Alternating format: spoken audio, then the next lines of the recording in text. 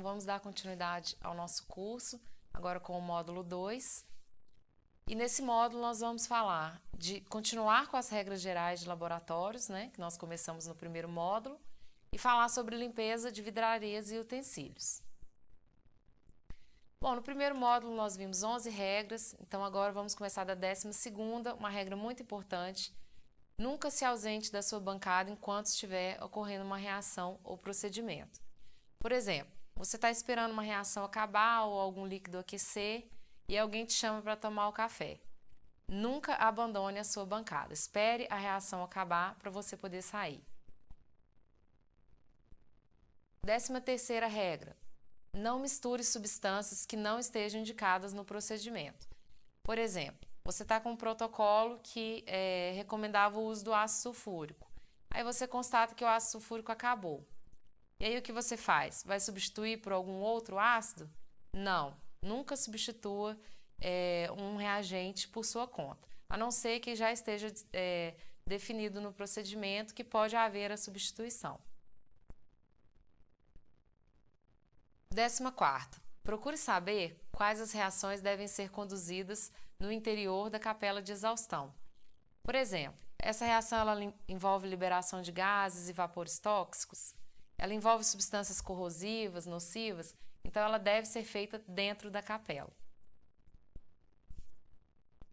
A 15ª regra é uma regra muito importante, mas muito difícil de ser seguida no laboratório. Mantenha sempre a sua bancada ou espaço de trabalho organizado.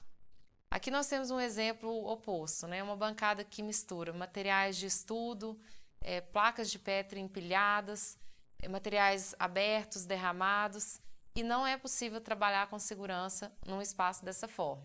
Então a organização ela é a maior aliada da segurança. Bom, 16ª. Eventualmente você pode quebrar uma vidraria no laboratório.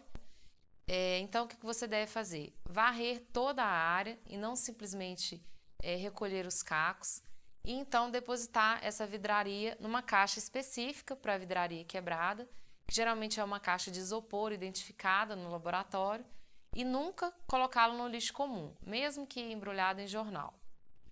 Essa caixa, quando estiver cheia, ela pode ser recolhida por um sistema da própria UFLA, né, através de uma solicitação, que é uma ordem de serviço, que vai ser feita pelo técnico do seu laboratório ou por um aluno de pós-graduação. 17ª regra. Procure saber se a vidraria ou utensílio é apropriado para aquela finalidade. Por exemplo, você quer aquecer um vidro ou colocá-lo dentro da autoclave. Será que esse vidro ele resiste a altas temperaturas? É preciso saber isso. Um outro exemplo, você precisa aplicar o vácuo em uma certa vidraria. Nem todas as vidrarias suportam essa pressão negativa, então você precisa saber se é uma vidraria apropriada. Por exemplo, os dessecadores e o Kitasato são vidrarias que resistem à aplicação do vácuo. 18ª regra. Sempre que estiver aguardando algum recipiente ou algum equipamento esfriar, deixe um aviso próximo e avise as pessoas que estão por perto. Nunca abandone um líquido quente sem deixar um aviso, porque ele pode gerar problemas a outras pessoas que passem ali desavisadas. 19ª regra. Mantenha sempre os cabelos presos durante os procedimentos. O cabelo solto, além de atrapalhar a visão, de desconcentrar, ele pode esbarrar em substâncias e, no pior caso, por exemplo, para quem trabalha com a chama, é muito perigoso, porque ele pode esbarrar na chama e realmente pegar fogo. 20ª regra. Nunca se exponha a radiações ultravioleta, infravermelho ou luminosidade intensa sem proteção adequada. Por exemplo, óculos com lentes filtrantes. Alguns de vocês podem se deparar com esse equipamento aqui, que é uma capela de fluxo laminar, que ela tem a luz ultravioleta, que serve para desinfectar a superfície. Então, o que é importante vocês saberem é que existe geralmente um vidro frontal que ele já protege da luz UV, ou então algum cortinado, blackout, que vai proteger dessa luminosidade. O que você não deve fazer é olhar diretamente para a lâmpada e nem deixá-la ligada por um tempo maior que o recomendado. 21ª regra muito importante é concentrar-se em todos os procedimentos. A gente sabe que a distração é a maior causa de acidentes em laboratórios. 22ª, não perturbar o colega que está trabalhando, né? Não incomodar, porque ele também precisa estar concentrado. A 23ª, nunca cheire um produto químico diretamente, mesmo que você ache que é um produto que não cause danos à saúde. 24ª regra, não vire recipientes em reação ou em aquecimento para a direção do seu rosto e nem do rosto de colegas, é claro. 25ª regra, não leve as mãos à boca ou aos olhos quando estiver manuseando produtos químicos ou biológicos. É claro que isso seria um veículo a mais de contaminação, então evite ao máximo coçar os olhos, levar as mãos à boca. A 26ª regra seria lavar as mãos ao fim da atividade ou sempre que necessário. Aqui eu peço uma atenção especial a quem vai trabalhar com laboratórios que têm risco biológico, por exemplo, micro-organismos em geral, né, animais. Então, essa lavagem das mãos tem que ser muito cuidadosa, não esquecendo da palma, do dorso das mãos, do espaço entre os dedos, do polegar, da articulação, das unhas e extremidades dos dedos e também dos punhos. Bom, finalizadas as regras, o que nós temos que fazer antes de deixar o laboratório? Isso é muito importante. Aqui nós temos 4 recomendações gerais, mas é claro que cada laboratório tem suas particularidades, então podem haver mais regras que você tem que seguir antes de deixar o laboratório.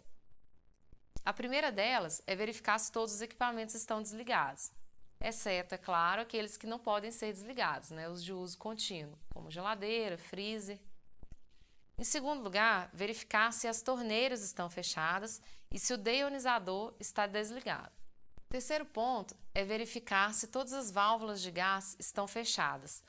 Aqui no caso nós temos um sistema de gás que tem 2 válvulas, então as 2 válvulas devem ser fechadas, ou se tiver 3, as 3 válvulas devem ser sempre fechadas.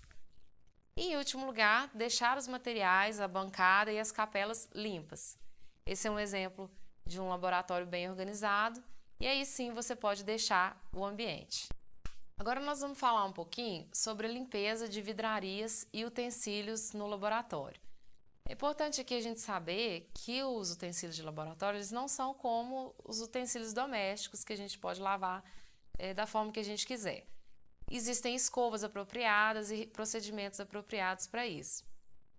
Para as vidrarias em geral, nós devemos remover as sujidades com uma escova adequada. Aqui na fotografia um exemplo de várias escovas de tamanhos diferenciados. Enxaguar com a água da torneira, seguido por 3 a 4 lavagens de água deionizada, para só então deixar a vidraria secar. No caso das ponteiras, Eppendorfs e criotubos, já exige um trabalho maior. A gente precisa remover as sujidades com escova ou água corrente, deixar de molho, enxaguar com água corrente e ainda ferver em mergulhão, que é esse equipamento aqui, por repetidos ciclos, né, até que ela seja bem limpa, e por fim, enxaguar de 3 a 4 vezes com a água deionizada. Bom, para o pessoal que vai trabalhar com micro-organismos de uma maneira geral, é importante saber que se houve contato com qualquer micro-organismo, é preciso esterilizar a vidraria ou utensílio antes de lavar, né? Esterilizar geralmente na autoclave.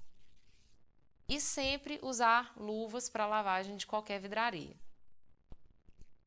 Existem soluções de limpeza que são específicas e procedimentos que são específicos para cada laboratório. Então, você deve também consultar a rotina do seu laboratório para proceder da maneira correta quanto à lavagem dos utensílios. Bom, depois de lavados, como que essas vidrarias devem ser secas? Não é aconselhável secar vidrarias com papel toalha ou secador de ar, já que esses podem depositar fibras ou impurezas contaminantes. Então, qual que é a forma certa de secar?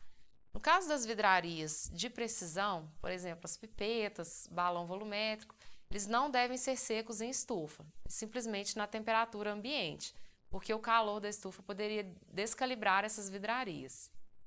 Já as outras vidrarias sem precisão, como o Becker ou Erlenmeyer, eles podem ser secos na estufa a partir de 60 graus.